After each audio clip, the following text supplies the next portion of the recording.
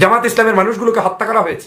সাইদি সাহেবের ফাঁসির রায়কে কেন্দ্র করে 200-250 মানুষ তারা নিজের জীবন বিলি করেছে। সেই সময় মানুষের মধ্যে ইমোশন ছিল। যখন দেশনেত্রী বেগম খালেদা জিয়াকে বাসা থেকে বের করে দেওয়া হয়েছে, ইমোশন ছিল। খালেদা জিয়াকে অন্যায়ভাবে জেলে নিয়ে যাওয়া হচ্ছে, ইমোশন ছিল। বাংলাদেশের আমাদের রোড মার্চ বন্ধ করে দেওয়া হয়েছে, ইমোশন ছিল। এই ইমোশনকে ব্যবহার করে সেই সময় থেকেই ভারতীয় আধিপত্যবাদের বিরুদ্ধে জনগণকে যদি উদ্বুদ্ধ করা যেত, তাহলে বাংলাদেশের জনগণ আজ এমন একটা পরিস্থিতিতে আসতো যে আরো 5 বছর আগেই হয়তো বিএনপিকে ক্ষমতায় চলে আসার সুযোগ ছিল। যে বাংলাদেশে আমাদের মূল লক্ষ্যই হওয়া উচিত ফেসিবাদের বিরুদ্ধে আন্দোলন এবং শেখ হাসিনার বিরুদ্ধে প্রকাশ্যে আন্দোলন এবং ইসলামপন্থীদেরকে নিয়ে আন্দোলন।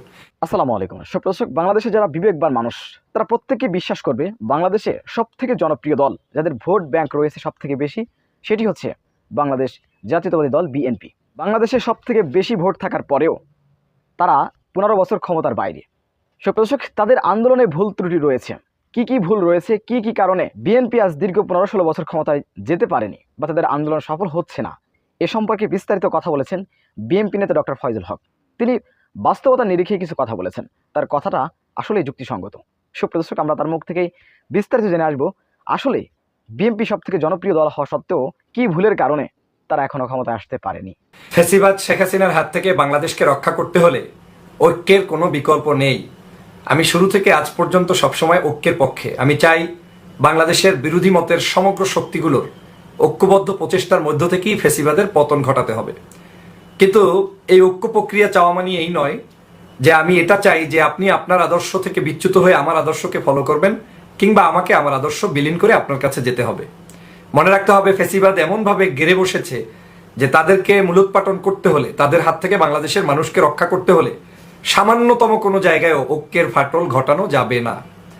আপনারা নিশ্চয়ই জানেন, বাংলাদেশে বিভিন্ন বিষয় নিয়ে আমরা খুব উদ্গ্রীব থাকি, মাঝে মাঝে বিভিন্ন ইস্যুতে কথা বলার চেষ্টা করি। আমিও বেশ কিছু বিষয় আপনাদের সাথে কথা বলি বিধায় আপনাদের কারো কারো কাছে অত্যন্ত ভালোবাসার পাত্র হিসেবে এখন পর্যন্ত রয়েছি, কারো কারো কাছে সমালোচিত হচ্ছি।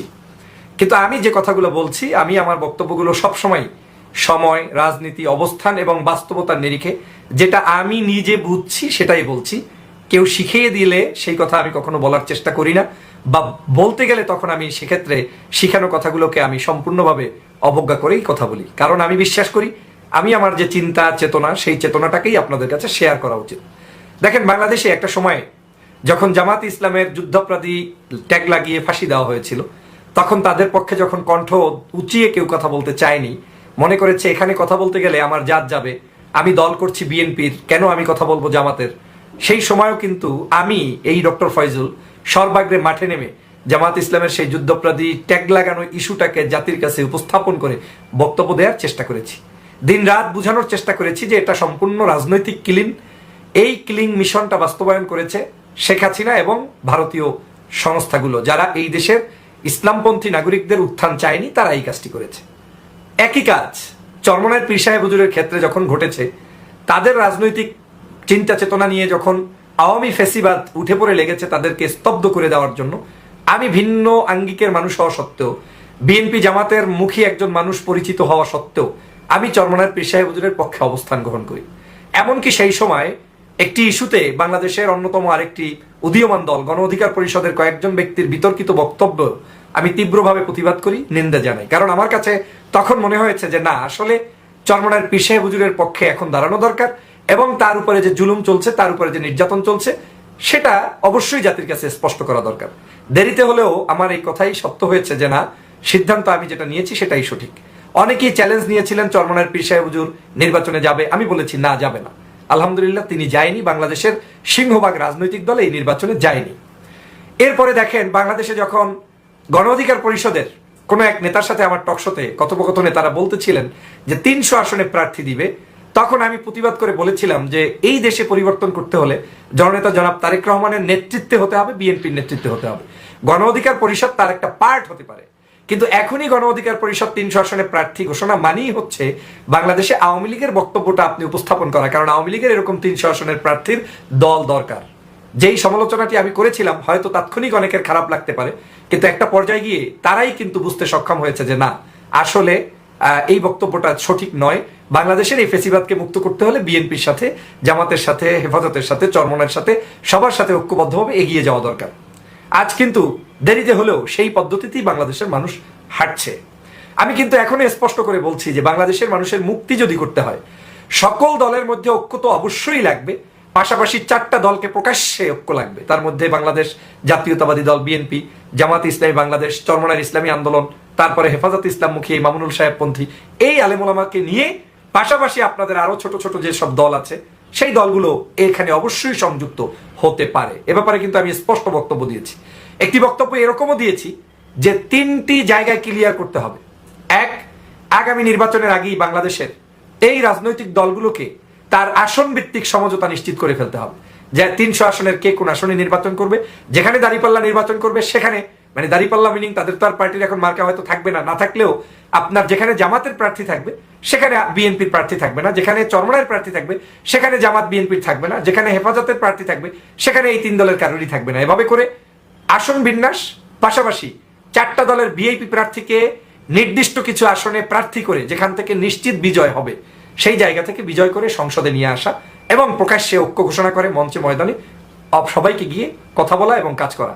এটা যদি এখন না হয়, আপনি যাই করেন না কেন, বাস্তবতার অর্থ, বাস্তবতার আলোকে আপনি যদি পরিচালিত না হন, তাহলে আপনার কোনোদিনই বিজয় সূচিত হবে না। একটা জিনিস আপনি মনে রাখবেন, এখন আমরা ভারত বিরোধী আন্দোলন করছি, কিন্তু আমরা কখন ভারত বিরোধী আন্দোলন করছি? 15 বছর যখন আমাদের শক্তি ক্ষয় হয়ে গিয়েছে তারপরেও কি আন্দোলন করব না? আমি অবশ্যই আন্দোলনের পক্ষে, কিন্তু আপনাকে রিয়েলাইজেশন করতে হবে যে প্রত্যেকটা আন্দোলনই সূচিত হয় কির উপর ভিত্তি করে? সূচিত হয় আবেগ, অনুভূতি, আপনার স্পিরিচুয়াল পাওয়ার, এই জায়গাটা ইমোশন, এর উপর ভিত্তি করে আন্দোলন হয়। বাংলাদেশে যখন মানুষগুলো শহীদ হয়েছে, জামাত ইসলামের মানুষগুলোকে হত্যা করা হয়েছে, সাইদি সাহেবের ফাঁসির রায়কে কেন্দ্র করে 200-250 মানুষ তারা নিজের জীবন বিলি করেছে, সেই সময় মানুষের মধ্যে ইমোশন ছিল। যখন দেশনেত্রী বেগম খালেদা জিয়াকে বাসা থেকে বের করে দেওয়া হয়েছে, ইমোশন ছিল। খালেদা জিয়াকে অন্যায়ভাবে জেলে নিয়ে যাওয়া হচ্ছে, ইমোশন ছিল। বাংলাদেশের আমাদের রোড মার্চ বন্ধ করে দেওয়া হয়েছে, ইমোশন ছিল। এই ইমোশনকে ব্যবহার করে সেই সময় থেকেই ভারতীয় আধিপত্যবাদের বিরুদ্ধে জনগণকে যদি উদ্বুদ্ধ করা যেত, তাহলে বাংলাদেশের জনগণ আজ এমন একটা পরিস্থিতিতে আসতো যে আরো 5 বছর আগেই হয়তো বিএনপিকে ক্ষমতায় চলে আসার সুযোগ ছিল।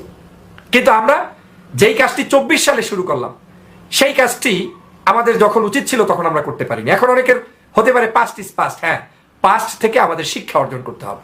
রাজনীতিতে উন্মুক্ত আলোচনার স্থান থাকতে হয়, রাজনীতিতে কথা বলার জায়গা থাকতে হয়, রাজনীতিতে প্রত্যেকটা কথার বিশ্লেষণ করতে হয়। আপনি আজকে একটা মন্তব্য করেছেন, এই মন্তব্যটা শুনতে হয়, যে শুনবে সে আবার আপনাকে কিছু নসিহত হতে পারে, পরামর্শ হতে পারে, তার আলোকে রাজনীতি করতে হয়। রাজনীতি কখনো ইউটিউবার দিয়ে বা একটা কবিতা দিয়ে, একটা গান দিয়ে, একটা ছোটখাটো একটা স্পিচ দিয়ে শেষ হয়ে যায় না। রাজনীতিতে লম্বা সময় নিয়ে অনেক পরিকল্পনার ভিত্তিতে কাজ করতে হয়। আমি যেই কাজটা করছি, আমি ব্যক্তি ফয়জুল মনে করি একমাত্র আওয়ামী লীগ ছাড়া বাংলাদেশের সকল রাজনৈতিক দলের সাথে আমি বন্ধুত্বপূর্ণ সম্পর্কে বিশ্বাস করি, এবং কারোর সাথে আমার শত্রুতা হোক এটা আমি ব্যক্তিগত জীবনে চাই না।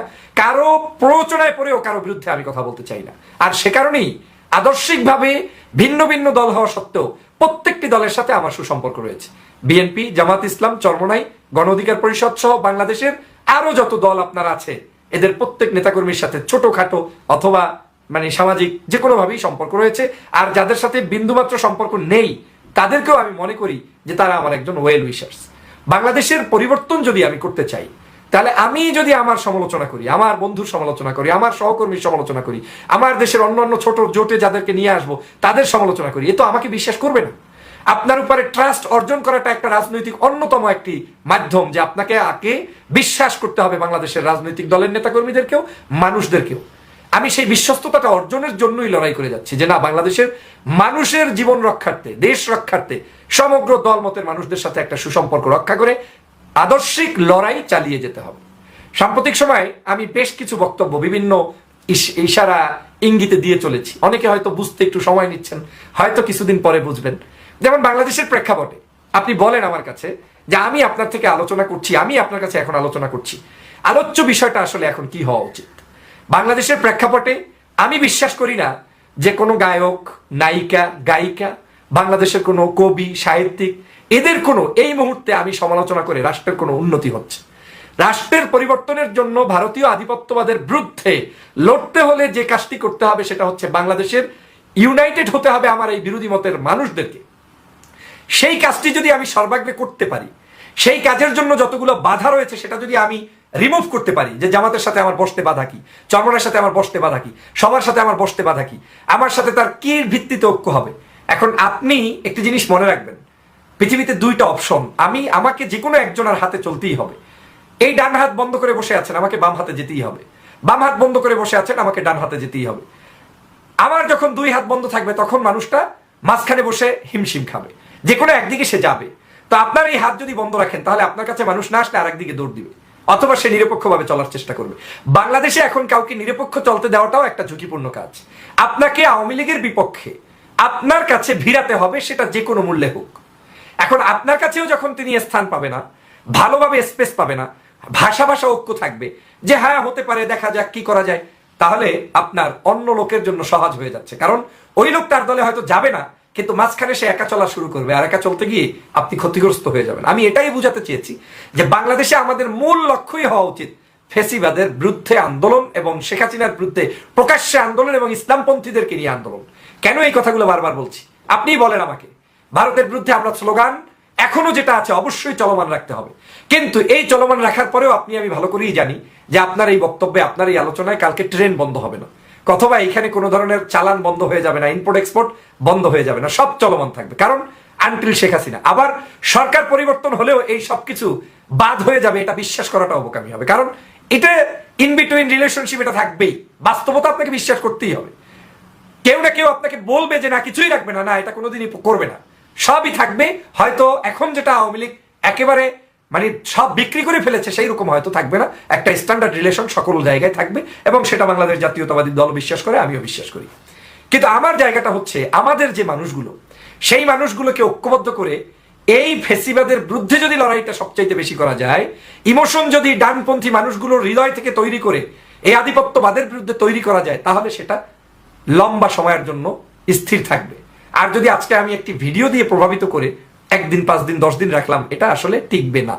বাংলাদেশে এখন বড় গেমটা চলছে যে আমরা কাদা ছড়াছড়ি হচ্ছে, একে অপরের বক্তব্য না বোঝা, এটা একটা কারণ হতে পারে।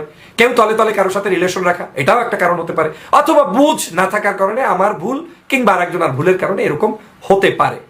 আজ বাংলাদেশে আপনি দেখেন, আমরা ভারতের বিরুদ্ধে আন্দোলন করলাম, মোদী বিরোধী আন্দোলন, 20টা তাজা তাজা প্রাণ এই মাদ্রাসা শিক্ষার্থীরা প্রাণ হারিয়েছে। আমরা কিন্তু তাদেরকে খোঁজ নিতেও পারছি না। কে কতক্ষণ খোঁজ নিয়েছেন আমি প্রশ্ন রাখতে চাই, যদি উত্তর থাকে পাঠাবেন। রাখতে পারেন নাই। পাঁচিমের শাপলা চত্বর হয়েছে, আলেমগুলো ঝরে গিয়েছে, এখন পর্যন্ত আমরা সেখান থেকে কিন্তু কোনো বেনিফিট আমরা আর্ন করতে পারিনি, নিতে পারিনি। মানুষগুলোর জীবন শেষ হয়েছে, কিন্তু তাদেরকে আমরা খোঁজও নিতে পারিনি।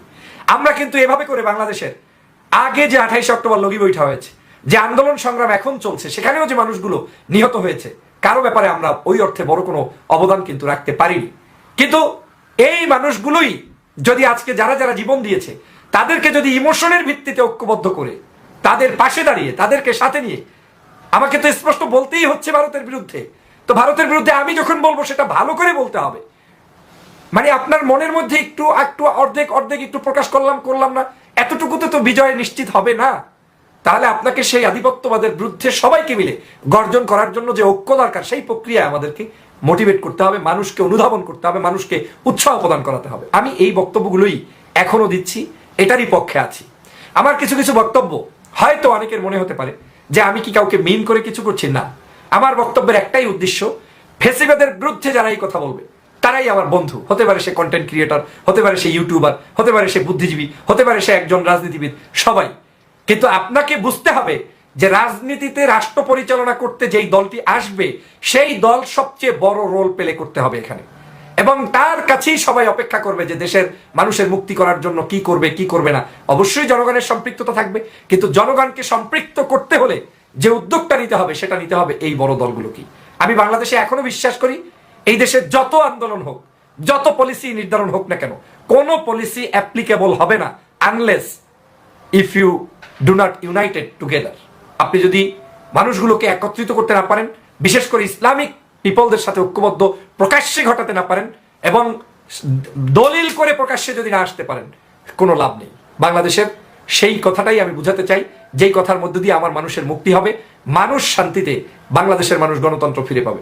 আশা করি আমার এই ভয়েস আপনারাও বিভিন্ন জায়গায় পৌঁছে দিবেন, দেশ বিদেশের সমগ্র মানুষকে শক্তিশালী ভূমিকায় আনার জন্য, একত্রিত করার জন্য সবাই ভূমিকা পালন করবেন। সুপ্রদর্শক, বিএনপি নেতা ডক্টর ফয়জুল হকের এই বক্তব্যটি আপনারা কিভাবে দেখছেন, কিভাবে মূল্যায়ন করছেন, অবশ্যই আপনাদের মূল্যবান মন্তব্য কমেন্ট বক্সে জানাবেন। সবসময় সত্য নির্ভেজাল তথ্য পেতে স্বাধীন বাংলা ইউটিউব চ্যানেল সাবস্ক্রাইব করে আমাদের সাথে থাকুন। আসসালামু আলাইকুম রহমতুল্লাহি ওয়া বারাকাতুহু।